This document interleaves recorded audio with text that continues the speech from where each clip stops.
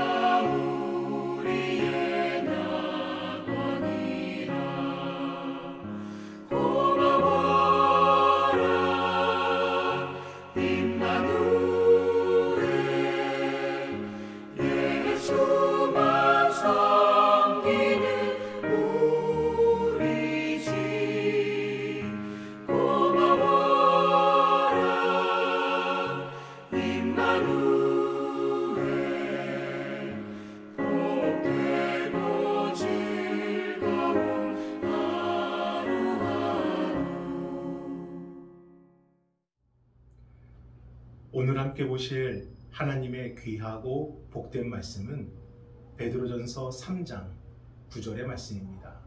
우리 함께 봉독하겠습니다. 악을 악으로 욕을 욕으로 갚지 말고 도리어 복을 빌라. 이를 위하여 너희가 부르심을 받았으니 이는 복을 이어받게 하려 하심이라. 아멘. 할렐루야. 영상을 통해 예배하시는 여러분을 사랑하고 축복합니다.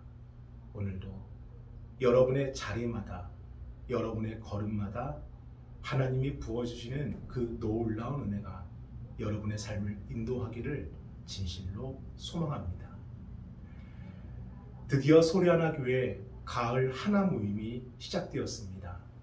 하나 모임은 먼저 성경을 알고 그리고 나를 알고 서로를 알아 하나님의 뜻으로 하나 되는 성장과 양육의 모임으로 기도하며 감사한 마음으로 준비했을 뿐인데, 하나님의 일하심을 믿고 간절히 기다렸을 뿐인데 시작하게 해주시고 또 함께하게 해주시고 그래서 하나 되게 해주시는 하나 모임을 허락해 주셨습니다. 그리고 당일 아침에는 하나 모임을 함께하겠다는 사모하는 영혼을 기쁨으로 보내주시고 쉽게 말할 수 없는 나만의 이야기를 솔직하게 고백하도록 마음을 열어주시고 또 함께하는 이들 모두가 평안한 마음과 하나님의 일하심을 기대하며 감사함으로 모든 시간이 은혜였습니다. 하나님의 은혜를 고백하는 전날 하나 모임을 인도해 주셨습니다. 사실 참으로 궁금했어요. 하나님의 일하심은 막힘이 없이 그대로 흘러가는데 어느 누구 한 사람도 못합니다, 어렵습니다가 아닌 좋습니다, 하겠습니다, 기대가 됩니다라는 이 한마음을 갖게 하시니 대체 우리를 통해 이루고자 하실 하나님의 뜻이 무엇인지, 하나님께서 우리에게 부어주실 은혜가 무엇인지, 또 이 귀한 모임을 통해 보게 하시고 듣게 하실 하나님의 일하심은 무엇인지가 참으로 기대되고 궁금했습니다. 그래서 그랬을까? 첫째 날 이 하나 모임을 통해 모인 이들의 공통된 이 갈급한 소망을 듣게 해주셨는데 그것은 사랑하는 자녀들에 대한 소망이었습니다. 물론 자녀들에 대한 소망은 모두에게 있죠. 다들 한결같습니다. 나도 건강하고 일이 잘 되기를 바라지만 무엇보다도 내 자녀가 오늘도 내일도 건강하고 학교에서든 직장에서든 승리하기를 바라고 훗날 좋은 배우자를 만나 행복한 가정을 이루고 건강한 인생 살기를 바라는 마음, 부모된 우리의 마음 모두가 똑같습니다. 하지만 막상 현실은 꼭 그렇게만은 되질 않아요.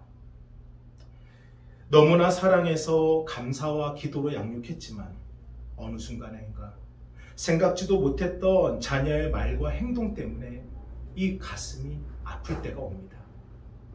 또한 한없이 사랑스럽게 눈에 넣어도 아프질 않을 자녀인데 언제부터인가 사회적 거리를 두어요. 코로나의 감염 때문인지 부모님과 대화하는 말수도 적어지고 밖에서 대체 무엇을 하는 것인지 누구를 만나고 다니는 건지 말 한마디 안 해주고 그저 염려와 걱정으로 기다릴 뿐 이 자녀와의 관계가 하루하루 점점 더 힘들어지고 멀어지게 느껴집니다. 사랑하는 자녀와 행복한 관계를 맺고 싶은데 사랑하는 자녀가 정말 좋은 인생 살기를 바라는데 대체 부모로서 우리가 무엇을 어떻게 해야 될지. 2017년 6월 8일 사위는 장인에게 언제나 그랬듯 살뜰한 인사로 출근을 했지만 사위가 출근하고 1시간 30분쯤이 지난 오전 8시 10분에 집으로 황망한 전화가 걸려옵니다. 사위가 경남 양산에 있는 한 아파트에서 밧줄에 의지해 이 아파트 외벽의 홈을 실리콘으로 메우는 작업을 하는 도중 13층 높이에서 떨어져 추락해 세상을 떠났다는 거예요. 후에 경찰 조사에서 드러난 충격적인 사건 경위는 이 사위가 이 높이에 대한 두려움을 잊으려고 휴대폰에서 이 스피커로 음악을 크게 듣고 이렇게 작업을 했는데 그 소리가 크다고 항의하던 주민이 옥상에 올라가 이 공업용 커터칼로 이 사위가 매달린 줄을 끊어버린 겁니다. 사위에게는 생후 27개월부터 고등학교 2학년생까지 자녀가 5명이나 있었는데 그 A씨가 끊어버린 그 밧줄은 이들 가족의 생명줄이었던 셈입니다. 그리고 5년여가 지난 지금 이들은 이제 어떻게 살고 있을까? 장인 권 씨는 여전히 그날의 아픔을 잊지 못한 채 하루하루를 힘들게 견디고 계셨습니다. 특히 당시 고2였던 첫째 손주는 이 갑작스런 아버지의 이 비보에 너무 큰 충격을 받아 지금도 이 가슴의 통증을 호소하며 매주 한 차례씩 정신과 진료를 받고 있다고 합니다. 매사에 반듯하고 착실하여 누구보다도 끔찍하게 가족을 아꼈던 성실한 아버지였는데 비록 넉넉한 형편은 아니지만 항상 먼저 어른들을 생각했던 사위였는데 유쾌함으로 아내를 웃게 해주고 아내를 제일 사랑했던 남편이었는데 갑작스런 아버지, 사위, 이 남편의 빈자리는 남겨진 가족들에게 너무나 큰 충격과 고통이었습니다. 그럼에도 양산 아파트 절단 사건이 언론에 크게 소개가 되면서 이 가족들에게 따뜻한 온정의 손길이 이어졌고 특히 지금 5년까지도 한결같이 가족을 섬기고 돌봐주는 교회가 있는데 그것이 바로 성남에 있는 만나교회입니다. 만나교회에서는 양산 아파트 절단 사건 이후 가족들을 뵙고 지금도 멈추지 않는 섬김의 사역을 이어가고 있고 이 남겨진 자녀들이 고등학교를 졸업할 때까지 물질적인 후원과 때때로는 부산에 직접 내려가 가족들의 이야기를 들어주며 필요한 섬김을 지금도 이어가고 있으십니다. 물론 장인 권 씨가 크리스찬은 아닙니다. 사위도 생전에 교회를 다닌 것이 아니었고 아내도 마찬가지예요. 하지만 만납교회의 지속적인 후원과 진실한 섬김은 남겨진 권 씨 가족들에게 삶의 희망을 주었고 교회와 세상에 대한 인식을 바꾸어 주게 되었습니다. 그래서 장인 권 씨는 이 한 언론사를 통해 5년 전에 우리 가정은 모든 것이 무너질 수밖에 없었지만 당시 따뜻한 손길과 특히 지금도 함께 해주시는 만나교회로 인해 다시 살아갈 희망을 품고 가정을 지킬 수 있었습니다. 그리고 손자 손녀들이 어긋나지 않고 잘 자라 지금은 3명이 대학교에 입학하여 열심히 공부하고 있다는 그 고마운 마음을 전하였습니다. 이처럼 아버지의 빈자리가 5남매에게는 결코 감당할 수 없는 큰 고통이었지만 그 고통이 그대로 절망이 되어 인생을 망가뜨리지 않고 어긋난 삶을 택하지 않도록 해준 것은 끝까지 곁에서 함께 해준 가족, 이 가정이 버텨주었기 때문입니다. 그래서 권미경 작가는 이 아랫목이라는 책에서 눈물로 걷는 인생의 길목에서 가장 오래, 가장 멀리까지 배웅해주는 사람은 바로 우리의 가족이다 라는 공감이 되는 말을 했습니다. 사랑하는 여러분, 사랑하는 자녀와 행복한 관계를 맺고 사랑하는 내 자녀가 정말 잘 되기를 바라십니까? 가정이 함께 버텨주고 행복하게 변화되고 하나가 되어주면 가능합니다. 12년 전 양평에 있는 대대교회에서 2년 정도 군상교 목회를 하던 시절 이 부대를 담당하던 소대장들의 이 병사 상담을 도와준 적이 있는데 그때 듣게 된 병사들에 대한 놀라운 공통점이 있습니다. 군대를 가면은 이 관심사병이라는 이 사병들을 분류를 하는데 그들은 군생활에 적응을 못하고 특별히 관심과 이 관리가 필요한 병사들을 관심병사라고 하는데 그 관심병사의 90% 이상이 입대 전에 이 가정 안에서 온전한 돌봄을 받지 못한 경우였다는 것입니다. 그리고 돌봄받지 못한 그 관심병사의 80% 이상이 예수님을 믿지 않는 가정이었고, 이러한 비율은 어떤 특정 부대가 아니라 어느 부대나 거의 비슷하다는 겁니다. 그래서 가정이 자녀 한 사람의 인생뿐만 아니라 이 사회와 국가에도 막대한 영향을 끼친다는 것을 그때 알게 되었어요. 그렇다면 반대로 가정 안에서 이 돌봄을 받은 자녀들의 삶은 어떨까요? 현재 존재하는 민족들 가운데 이스라엘처럼 격정의 세월을 살아온 민족도 흔치 않을 것입니다. 그들의 조상은 애굽에서 430년을 노예로 살았고, 애굽을 탈출한 후에는 광야에서 40년을 헤매야 됐고, 가나안 땅에 정착하였지만 이번에는 주변 민족들로 인해 시달림을 당하다 결국 나라는 분열되고 멸망당해 백성들은 포로로 끌려가게 됩니다. 그리고 70년 만에 포로에서 해방되어 다시 나라를 재건하지만 이번에는 로마의 침략으로 이스라엘은 식민지로 전락해버립니다. 물론 민족 해방을 위해 로마에 저항했지만 결국 나라는 다시 분열되어 나라 없이 무려 2000년을 뿔뿔이 흩어져 살다가 70여 년 전 1차 세계대전, 2차 세계대전 때는 이 히틀러에 의해 600만 명의 유대인들이 학살을 당하게 됩니다. 그러나 그래도 그들은 살아남습니다.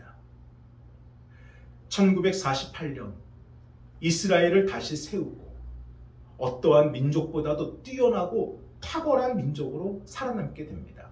그 증거로 전 세계 인구의 0.2%밖에 안 되는 이 유대인들이요, 인류 최고의 상이라고는 노벨 평화상의 22%를 차지하고 있고요.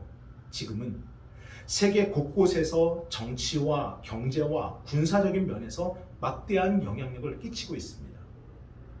어떠한 민족보다도 험난한 삶을 살아온 유대인들이었지만 지금까지 버티고 버텨 오늘날 세계를 이끄는 민족으로 이렇게 발돋움할 수 있었던 이유는 나라가 무너져도 가정을 지키면 다시 시작할 수 있다는 가정의 축복을 말씀을 통해 붙잡았기 때문입니다.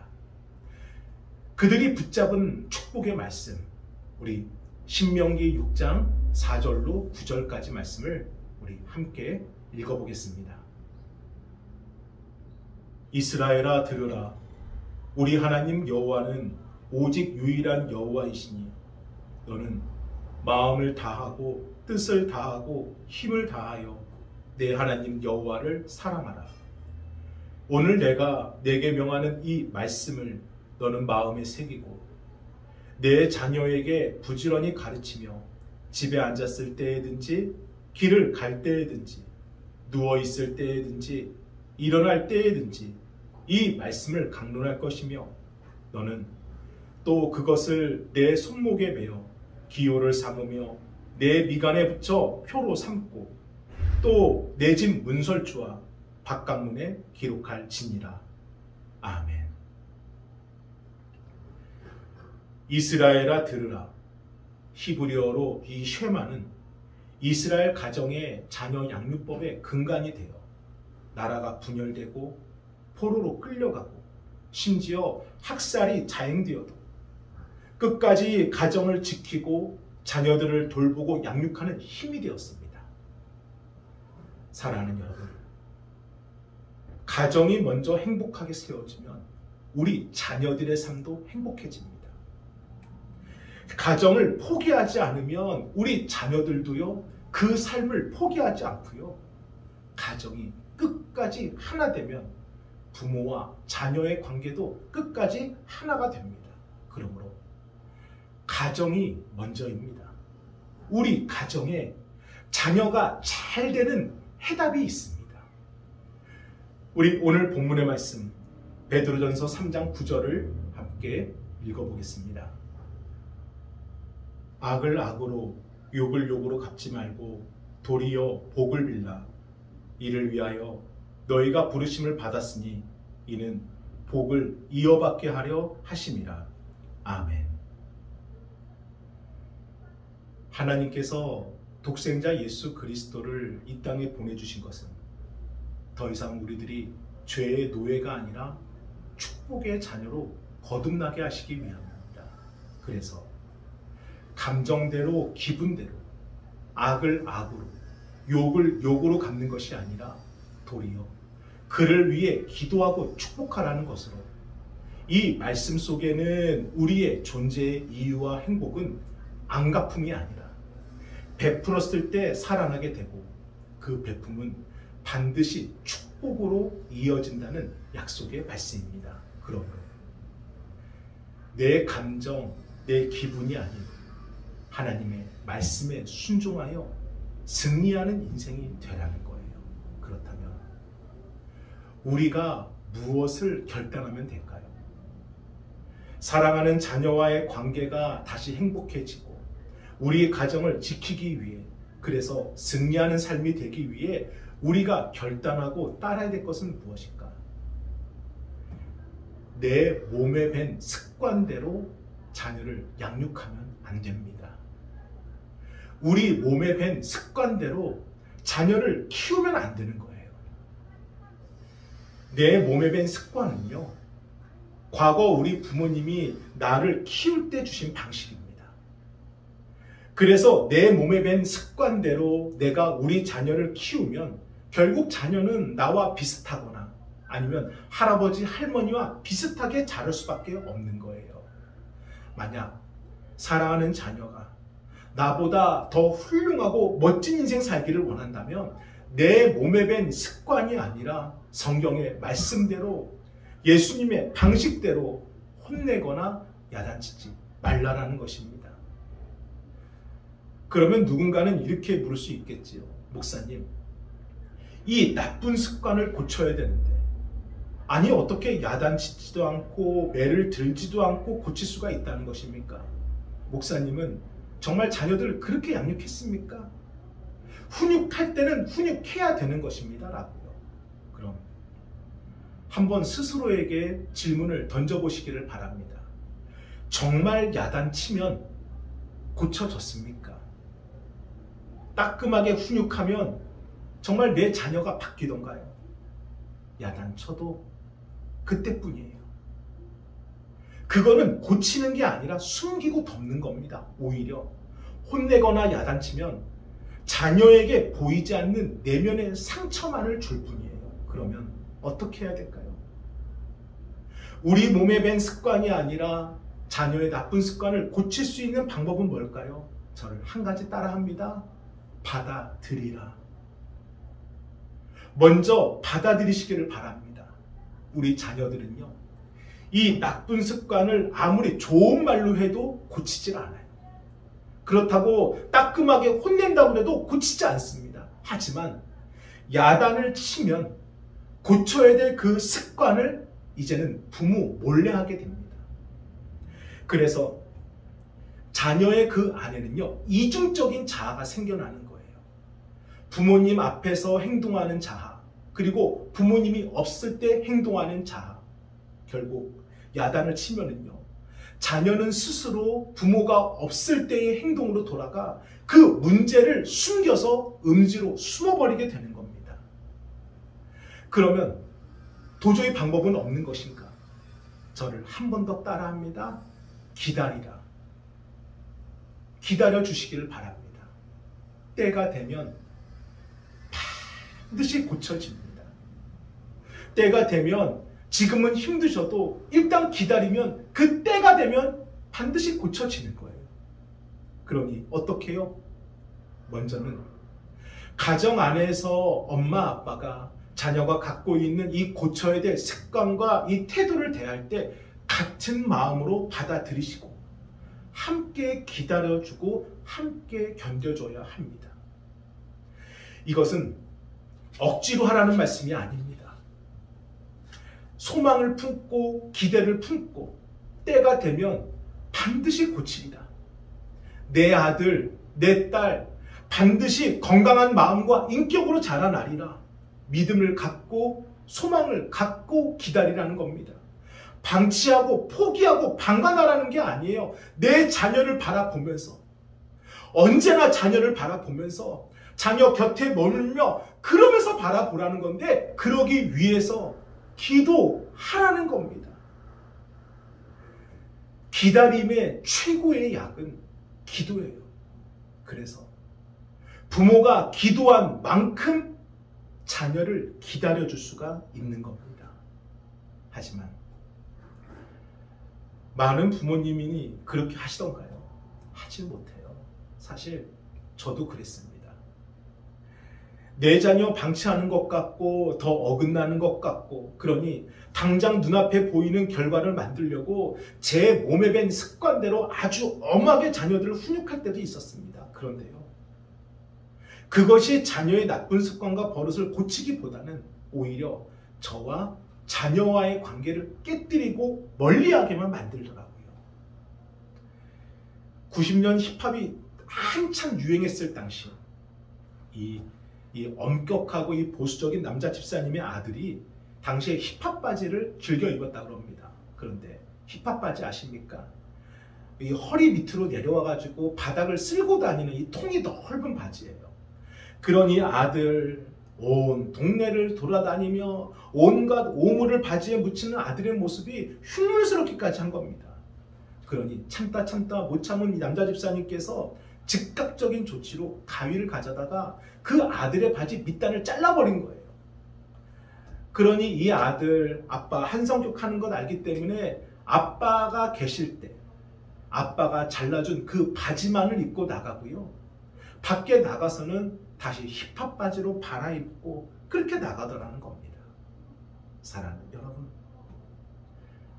자녀 양육의 제1방향은 고치는 게 아니라 스스로 그 잘못을 다스리는 힘을 길러주는 겁니다.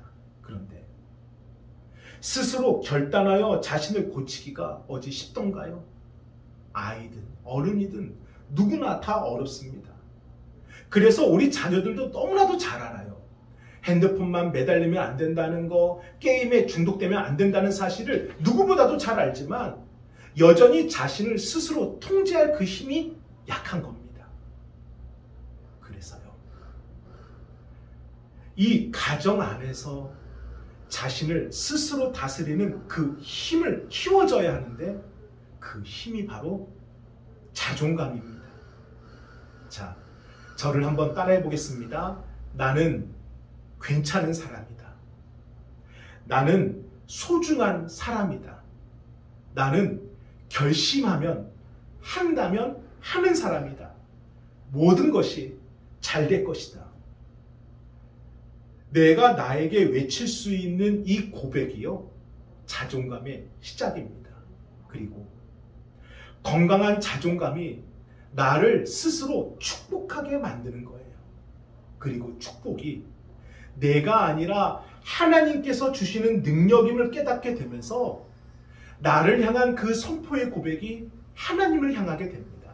하나님은 나를 사랑하신다.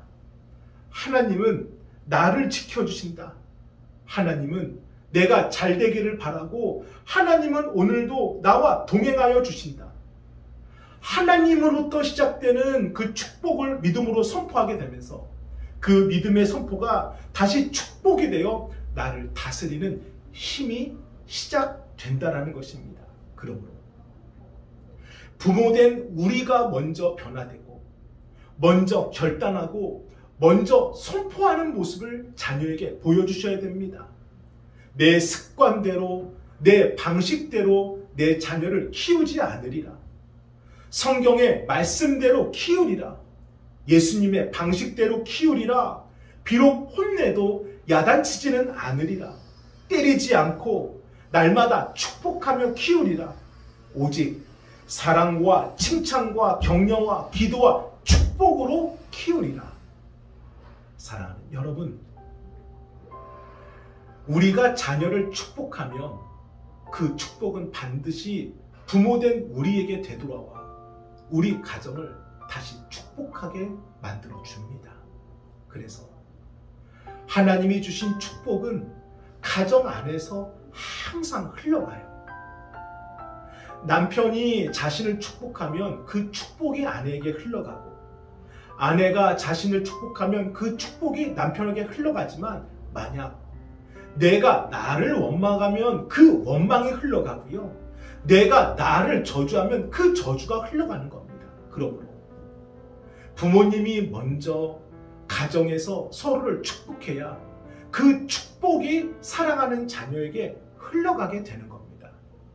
사랑하는 자녀와 행복한 관계를 맺고 싶으십니까? 사랑하는 자녀의 인생이 정말 잘 되기를 원하십니까? 먼저 나를 축복하십시오. 그리고 가정을 축복하십시오. 지금 바로 축복을 시작하면 그 축복이 다시 우리를 축복하고, 우리를 축복한 그 축복이 가정에서 흘러 사랑하는 자녀에게 그대로 흘러가게 되는 겁니다. 악을 악으로, 욕을 욕으로 갚지 말고 도리어 복을 빌어 이를 위하여 너희가 부르심을 받았으니 이는 복을 이어받게 하려 하심이니라. 오늘 이 말씀을 붙잡고 지금 먼저 나를 축복하고 그 축복이 자녀에게 흘러갈 수 있도록 결단하는 그 은혜가 있으시길 주님의 이름으로 축복합니다. 아멘. 우리 함께 기도하겠습니다. 거룩하신 주여, 감사합니다. 사랑하는 자녀가 정말 잘 되기를 바랍니다. 사랑하는 자녀와 정말 행복한 관계를 맺고 싶습니다. 아버지, 축복이 흘러갈 수 있도록, 부모된 우리가 먼저 변화되고 결단할 수 있도록 축복의 시작을 열어주시고, 우리의 힘이 아닌 오늘도 그 때문에 기도하오니 성령의 능력으로 우리의 가정 돌봐주시고 우리 사랑하는 자녀를 주여 지켜 주옵소서. 아버지, 감사합니다. 감사합니다. 정성껏 준비하신 예물을 하나님께 드리겠습니다.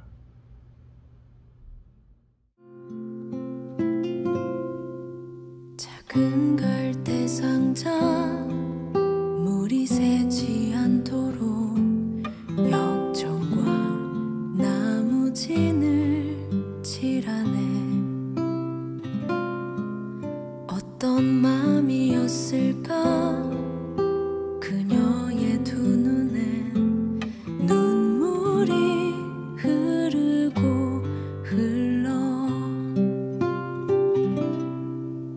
동그란 눈으로 엄마를 보고 있는 아이와 입을 맞추고 상자를 덮고 가까이에 띄우며 간절히 기도했겠지. 정처 없이 강물에 흔들흔들 흘러내려가는 그 상자를 보며 눈을 감아도 보이는 아이와 눈을 맞추며 주저앉아 눈물을 흘렸겠지. 너의 삶의 참 주인, 너의 참 부모이신 하나님 그 손에 너의 삶을 맡긴다. 너의 삶의 참 주인, 너를 이끄시는 주 하나님 그 손에 너의 삶을 드린다. 축도로 예배를 마치겠습니다. 이제는 우리 주 예수 그리스도의 은혜와 하나님의 그 크신 사랑하심과 성령님의 감화감동 역사하심이 가정에 흐르는 축복을 위해 오늘도 기도하는 성도들 위해 이제로부터 영원토록 함께 하시길 간절히 축원하옵나이다. 아멘.